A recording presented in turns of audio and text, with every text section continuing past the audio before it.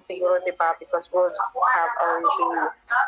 So I will just give you some questions, and if you know the answer, you can type it in the in-call messages, or you can raise your hand if you want to answer the question orally. Okay? If not, wala akong problema. Okay? And I just want you to maybe think of the question and maybe contemplate what would be the correct answer for the question given. Okay? Are we okay na? Pwede na ba tayo mag-start? Yes, ma'am. Okay na kayo? Ma'am. Yes, ma'am. Sige, let's start ha. Maklaro naman ang tingog, no? Sabak mo kay ang faculty. But just bear with the situation, guys, because I'm in the faculty right now. Okay? So we will start or sort of review.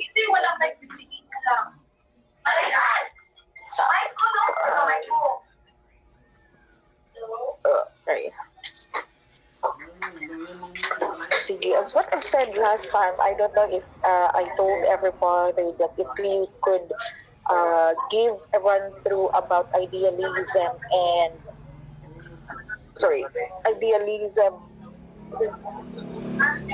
and what's the other one, Gan? Well, idealism naman to, no, or pragmatism. Okay, I asked you maybe to have a run through lang for that. Okay, so this question, okay, kindly listen.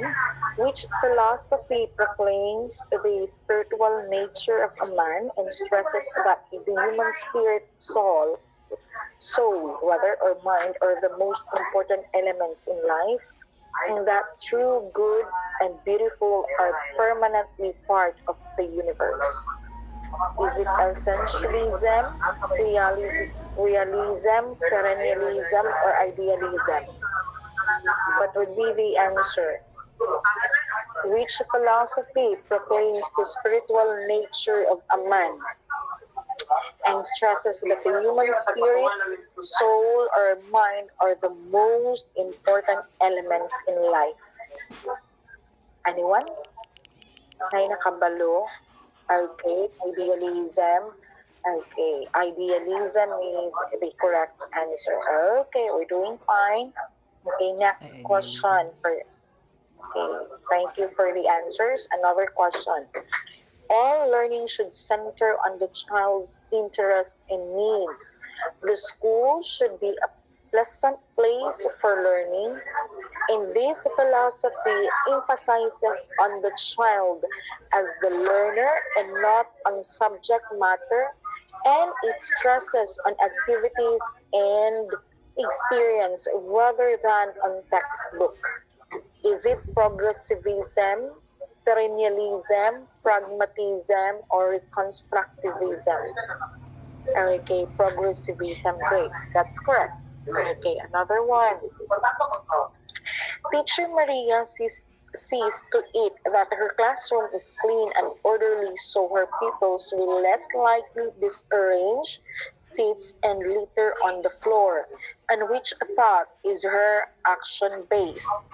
Teacher M or Maria sees to it that her classroom is clean and orderly, so her pupils will less likely disarrange seats and litter on the floor.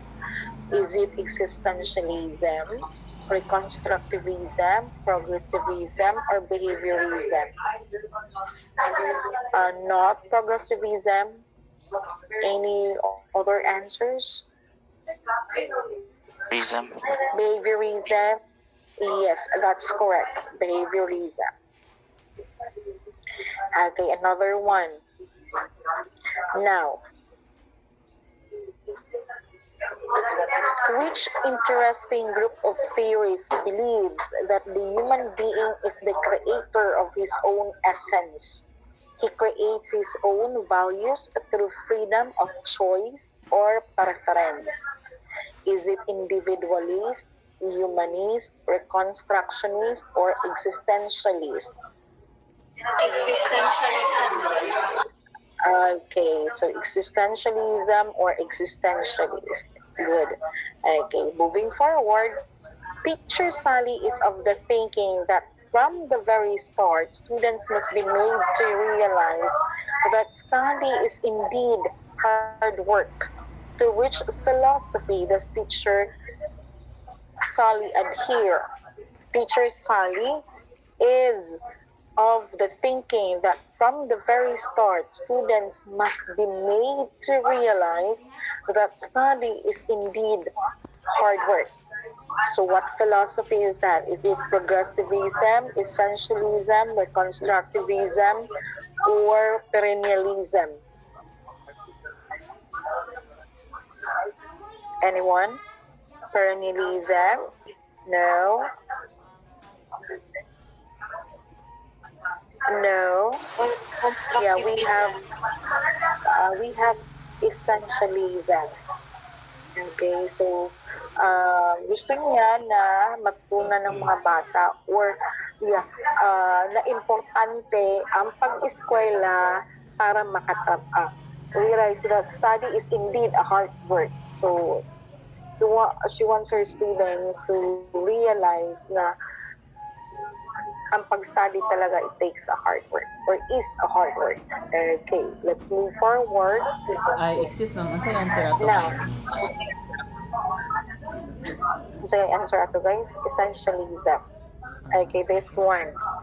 A teacher believes in the progressivist theory of education would embrace certain reforms and methodology. He would discard traditional methods in favor of modern practices, which reform would be consistent with this theory. It would be formal instructional pattern. That's the first choice. Second choice, it would be strict external discipline. Another choice, teacher domination of class activities. Another choice, active participation of learners. Teacher who believes in the progressivist theory of education would embrace certain reforms on methodology. I-discard niya ang mga traditional methods in favor of modern practices. So what would be the correct answer for that? Anyone would like to guess? Number 4, that's correct. Active participation of learners. Okay, let's have another one. I think this was discussed last time. Okay. After listening to the homily of the priest about fidelity, Rian has a moment of reflection. Her understanding of the value of fidelity has become deeper as she related this to her past experience. So what philosophy exemplified in the situation? Is it humanism, existentialism, idealism, or constructivism? Humanism. No. Because ang nangyari is she listens. And then afterwards, nag-reflect siya. And then, after reflection, gi-relate niya sa iyang past experience. So that would be constructivism, nag-construct siya. Okay? Sige. Moving forward tayo. This time, a curriculum should only include those that have survived the test of the time and combine the symbols of literature, history, and mathematics. Thus, curriculum like this contains values that are constant and universal. What philosophy describes this kind of curriculum? It could be idealism, perennialism, humanism, or essentialism. Which is which? No. Tandaan niyo ha, The curriculum like this contain values that are constant and universal. Perennialism is, yeah, that's correct. Okay, that's correct by the way. Okay, let's have another one. In recent curricular revision, the humanities are gradually replaced by technical courses that bear practical consequences. So this shows that curricular direction is toward, again, in recent curricular revision, the humanities are gradually replaced by technical courses that bear practical consequences. This shows that curricular direction is toward, is it pragmatism, realism, idealism, and essentialism? Any guess for this?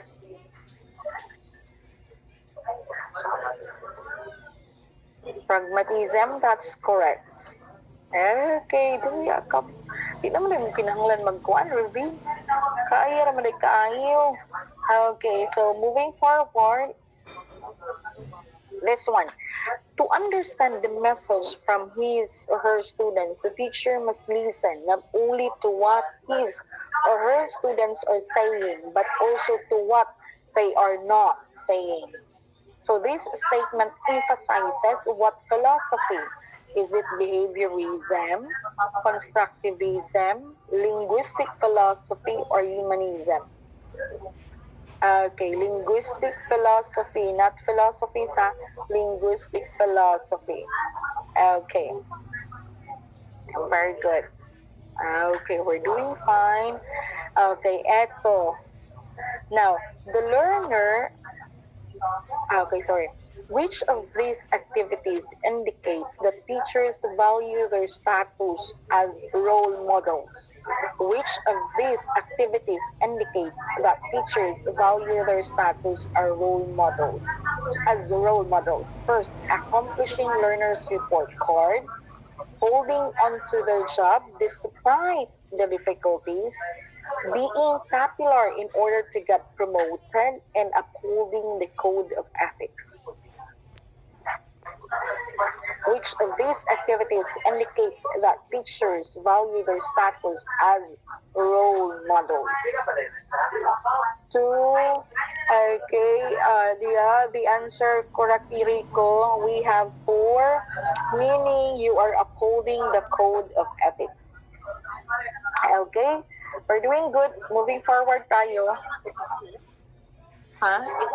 Bibi, nag-review ko sa mga bata. So very good, yun yung teacher nga si Iya.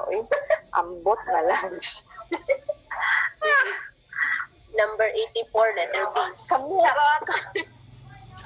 Sige, next.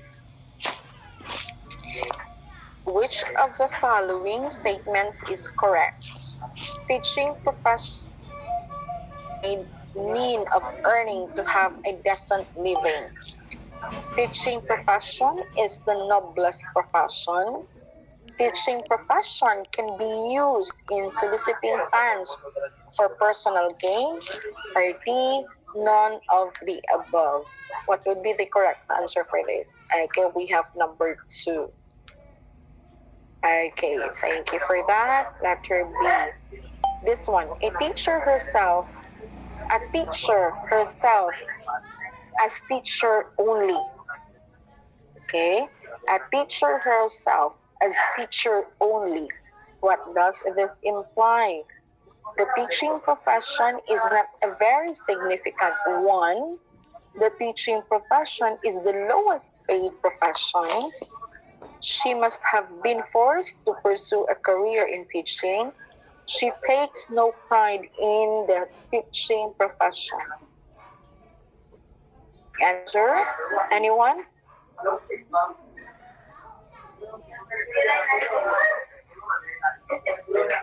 Any guess? One,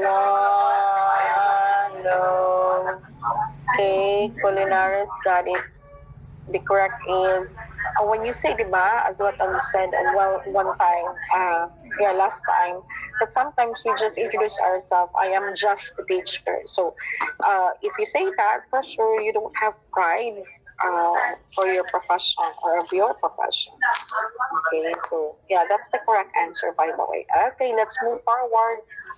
Okay, Pamodera. Okay, this one. Academic freedom shall be enjoyed by teachers in the discharge of their professional duties with regard to teaching and classroom methods. Such a right is provided in the A. Or rather, Magna Carta for Public School Teachers, Philippine Constitution, Professionalizing of Teaching, Education Act of Establishing an Integrated System. Academic freedom shall be enjoyed by teachers in the discharge of their professional duties with regard to teaching and classroom methods. Such right is provided in the, what's the answer for that? Is it in Philippine Constitution? Is it in Education Act establishing an integrated system? Is it Magna Carta for Public School Teachers? Or is it professionalizing of teaching? What's number one, Gani? Magna Carta. Okay, Magna Carta. Okay, you got it correct. Okay, moving forward. Authors claim that education is given greater emphasis in the 1987 Philippine Constitution than in the past Constitution. So, anong provision sa article on education is found only in the 1987 Constitution? Is it A, support to teacher education? Is it 1987. B, the establishment of the integrated system of education? Is it C, provision and assigning the highest budget priority to education? Is it D, the creation of CHED? What's the correct answer for this? Two na natin. Any guess?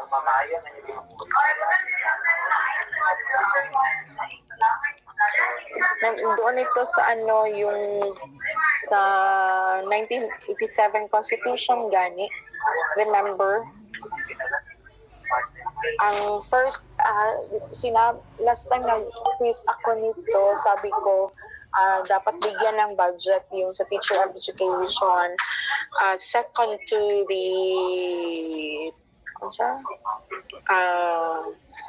Department of Medicine ba yung sinabi ko? Department of, ang tawag doon? I forgot the term for that. Medical or something like that. Oh. So what's the correct answer for this? Okay, so it's provision on assigning the highest budget priority to education. Okay, another one. Are elementary and secondary education compulsory for all children of school age? Are elementary and secondary education compulsory for all children of school age? Yes or no? Are you sure? Tandaan niyo ha, are elementary and secondary education compulsory for all children of school age? No. Nakasali kasi, di ba? No na lang yung pagdamay. Sige. Kasi, sabi ko man ba, elementary and secondary education, ang secondary, pwede makiteach ng elementary, tandaan niyo yan. Okay? And high school. Pwede sila makateach ng college as long as mag-take sila ng master's degree, di ba? Now, yung elementary na mga teachers, usually, yung age talaga is compulsory. Only elementary education is compulsory. Okay, sila yung elementary ha, I'm referring to elementary. Sila yung may compulsory for all children of school age. Okay. Okay. How many percent ganito dapat yung regular remuneration after he has completed at least 6 hours of actual teaching? How many percent? 25%, yes. This one, yung sa under Magna Carta, teachers with years of service or more may be considered as PBET eligible. How many years? Is it 10, 5, 7, or 3? Under the Magna Carta for teachers, teachers with blank years of service or more may be considered as PBET eligible. 10, no. Taas sa pagkaayo. Okay, we have 5. Okay, 5 lang. Okay. Next one. Kahinumdum mo sa katong SDG, Sustainable Development Goals. Okay, kindly check that one ha. I don't need to read. Okay, this one. It is the responsibility of every teacher to undergo annual and medical checkup in the interest of blank. Teacher, school and community, learner. Okay? It is the responsibility of every teacher to undergo annual medical checkup in the interest of the A, teacher, B, school community, C, learner.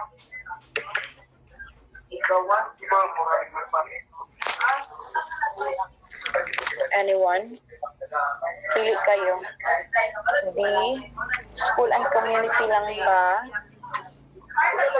Okay. How about teachers? How about learners? Okay. So all of them, by the way. Okay, all of them. It's for the interest of the teacher. Dapat mag-check up ka no, for your interest para at least may bawaan mo kung ba kayo sakit or you are eligible to hindi ko nilagyan ng all of the above. Okay, Francesca. Okay. For your interest, kung may sakit ka ba, if you are eligible to teach. At the same time, for the school, para malaman ng school, kung pwede ka pang makapagturo. At the same time, yung learner. Okay? Physically able ka bang makapagturo. So, yun lang. Now, remember, Section 13 of RA 4670 states that teachers are required to render no more than blank hours of actual teaching a day. How many hours? Section 13 of RA 4670, 6. Okay, not 8 ha, not 8. 6 guys, remember that one. Okay, this one. Among others, the 1987 Constitution demands that all educational institutions shall aim to do the following except one, which is the exemption. Exception ang ipangapanyan. Among others, the 1987 Constitution demands that all educational institutions shall aim to do the following except A. Foster respect for human rights. B. Develop appreciation of the role of national heroes in the historical development of our country. C. Encourage critical and creative thinking. D. Inculcate love for world-class excellence. Answer. Choice. Letter D, yes. The correct answer there is letter D. Okay? Inculcate love for world-class excellence. Okay? Hindi yan nakasaad sa 1987 Constitution. Okay? Kindly review the 1987 Constitution, guys. Okay, let's move forward. Eto. Which of the following statements best describe a global teacher? Global, ha? Global teacher. Okay. Thinks and acts both locally and globally. Believes in education for sustainable development. Wants to work abroad. Desires to live abroad. So, A only. 1, B. Okay, baka sabihin na naman ni tutor nito, ma'am, wala, wala kang choices. Okay, sige, for the correct answer, we have thinks and acts both locally and globally, believes in education for sustainable development. Okay. Yeah. Okay. Now, this one. The world has become a global village.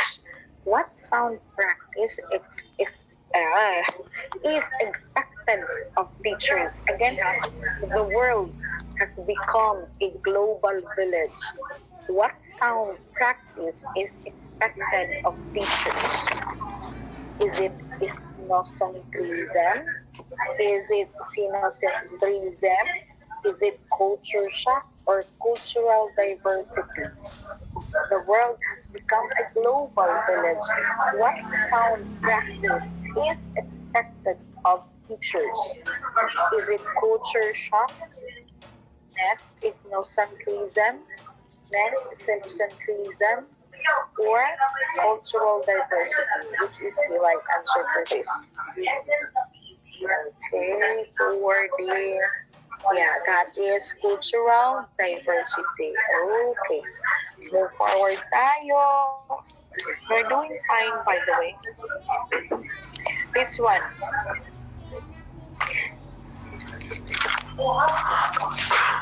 Sorry. You're going to complete the analogy, ha? 21st century content, emerging content, life skills, okay, blank. Okay, balik tayo. 21st century content is to emerging content. Life skills is to blank. Is it leadership and ethics? Is it civic literacy? Is it health and environmental awareness? Or is it the conventional curricula? 21st century content is to emerging content. Life skills is to conventional curricula, health and environmental awareness, leadership and ethics, or civic literacy. Any guess?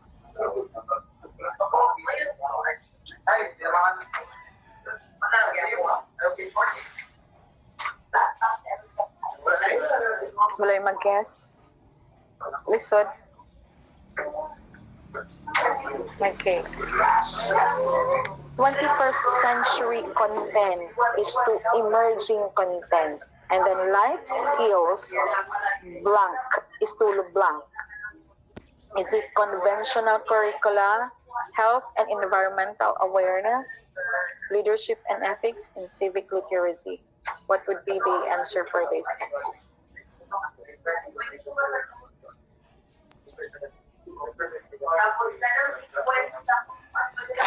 Okay. For leadership and ethics, yeah. Okay. Next, millet, ma'am. Leadership, millet. Angi, manis tuturo eh. Okay.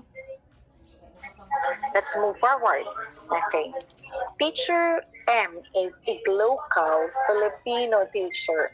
Which of the following best describes him as a local teacher? Okay.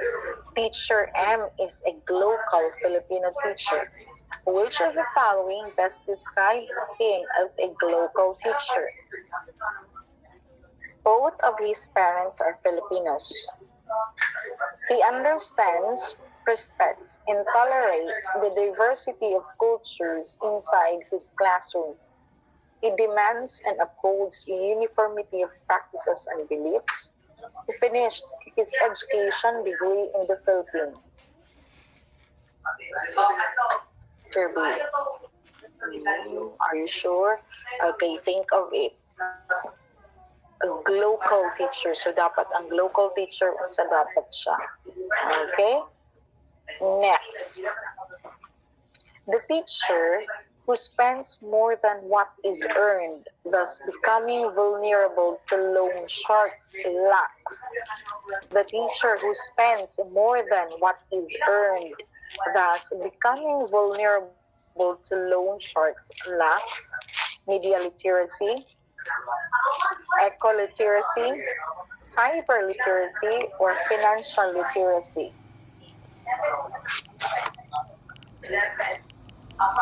Yes. Okay. Sa pa man.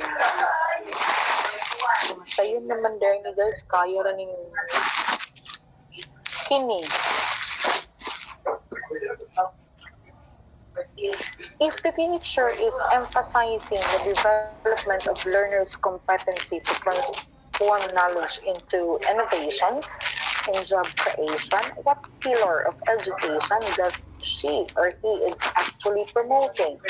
Is it learning to know, learning to live together, learning to do, or learning to be? If the teacher is emphasizing the development of the learner's competency to transform knowledge into innovations in job creation, what pillar of education does she or he is actually promoting? Is it learning to do, or learning to know, learning to live together, learning to do, or learning to be? Okay. Okay, moving forward. The cliche, give a man fish, you have fed. Dapat feed unsa niyo. Kulang eh. Okay. The cliche, give a man fish, you have fed him for today. Teach a man to fish, you have fed him for a lifetime. Is it learning to do, learning to be, learning to know, or learning to live together?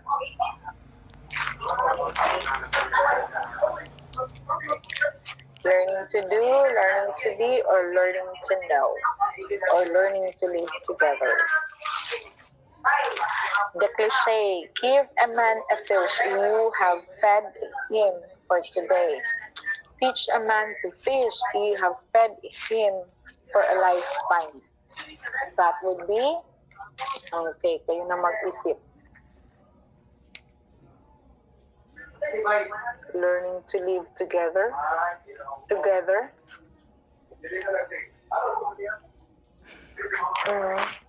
Ambot lang yun. Sige. Okay, you review the learning to be, learning to know, learning to do, and learning to live together. Okay, this one. The national adoption and implementation of the Philippine Professional Standards for Teachers, or PPST, was made possible by what DepEd order? The national adoption and implementation of the Philippine Professional Standards for Teachers, PPST, was made possible by what DepEd order? Is it DepEd Order 43? Series of 2016. What DepEd order? 42, yes. Series of 2017. That's correct. Okay, by the way, what is the function of NCDPS and PPST? Is it learning goals, appraisal system, tool, or theoretical framework? What is the function of NCDPS and PPST? Anyone? Ka-remember mo? Wala.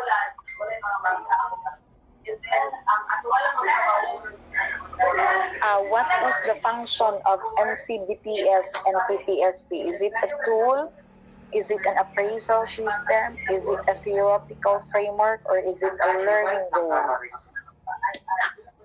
Framework, ma'am. Framework. Okay, thank you, Kenneth. Okay, next. By the way, what is NCBTS? Anyone? Nakalimot ko ni. NCBTS. National Competence National Competence. Based Are you sure? Anyone? Others?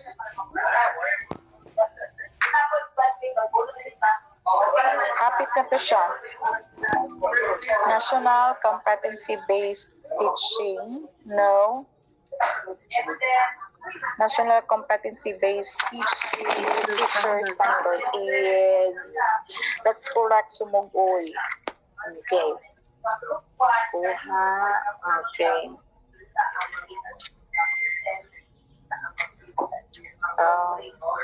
Okay, next. In consonance to the CPD Act of 2016, what did the Department of Education do to support the acts? In consonance to the CPD Act of 2016, what did the Department of Education do to support the acts? Is it institutionalized school learning action cells? Is it collected all books for donation reading activities? Is it collected all books for donation? Is it to encourage inclusivity, or is it promotes monthly reading activities? Karang action cell. Action cell? Yeah, slacks, or we call it slacks, by the way. The institutionalized school learning action cells. Okay. Now next.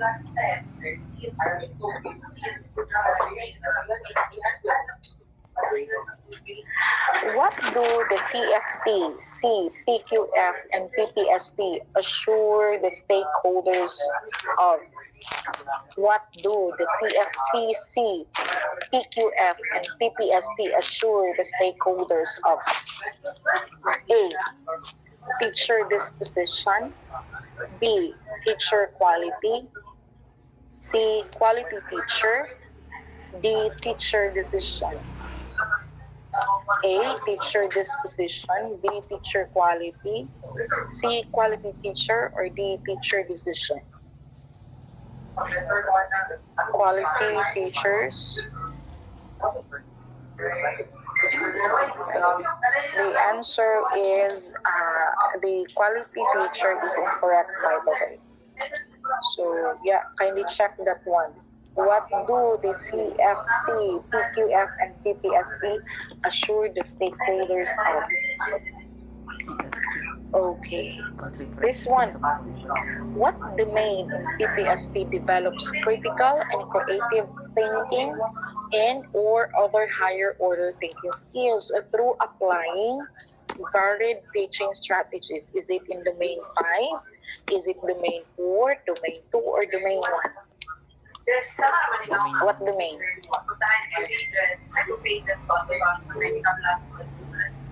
Domain 1. Okay, correct. Okay, this one. Once a teacher, forever a student. What does the statement imply about quality personal and professional development for teachers? Once a teacher, forever a student. What does the statement imply? Okay, A. Teacher is able to teach his or her lesson. C. Letter B. Personal and professional development call for teachers' exposure to students. C. It is continuing. D. The teacher learns from his or her students. Once a teacher, forever a student. Okay, the answer is... Ano yung sinabi ko? Yeah, the answer is it is continuing. Okay.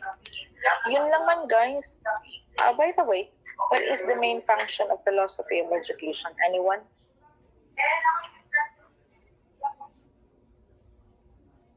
Function of philosophy of education. Aid the learner to build his own personal philosophy, provide the academic background prerequisite to learning, reconsider existing educational goals in the light of society's needs, define goals and set the direction for which education is to strive. Okay, 4B. Okay, define goals and set the direction. Okay, that's the goal or that's the function of philosophy of education. So D. Questions. Yun lang. Kasi yung ibang questions guys, ano na lang siya, common sense na mga questions. So very easy. You just need to choose. Pila ka items? 85 items. Kaya kahit isa ka oras din.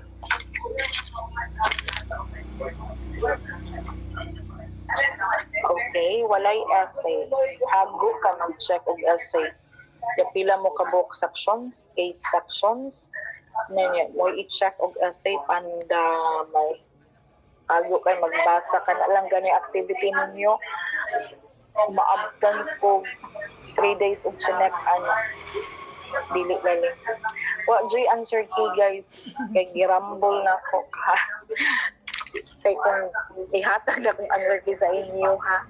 Just, may pagwa na lang talang discuss kung ihatag lang din ako answer key sa exam. Okay? So those are just, medyo complicated na mga questions that you need to focus on.